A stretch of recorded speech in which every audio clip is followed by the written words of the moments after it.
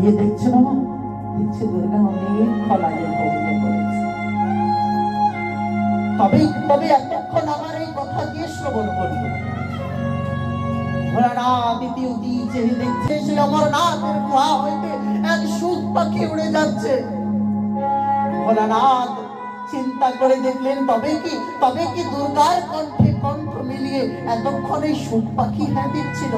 তৎক্ষণাৎ ভোলানাথ সেই ত্রিশূলকে নিক্ষেপ করলেন, যাও শুল, তুমি এই সুখ পাখিকে নিধন করেছো। আগে সুখ চলে যায় আর পেছনে পেছনে ভোলানাথের ত্রিশূল চলে যায়। ত্রাহি মাম হে নাথ, ত্রাহি মাম, ত্রাহি মাম। এইভাবে সুখ পাখি চলে যাচ্ছে বাবা। বদ্রিকাশ্রমের পরে গিয়ে আর বেদব্যাস মুনির পত্নীর গর্ভে প্রবেশ করলেন। তৎক্ষণাৎ সেই ত্রিশূল দাঁড়িয়ে গেলেন বদ্রিকাশ্রমের পরে। আজ ত্রিশূল মনে মনে চিন্তা করছে, আমি যদি এই সুখ পাখিকে বধ করি তবে তো আমাকে ব্রাহ্মণ হত্যা করতে হবে। চাই আমি বরঞ্চ ভোলানাথের কাছে আদেশ নিয়ে আসি।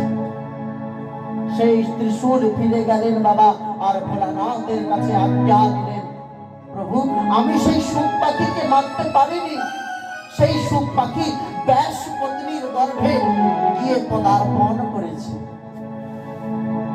তুমি আমায় আজ্ঞা করো, আমি যেন ব্রাহ্মণ হত্যা করে ফিরে আসতে পারি।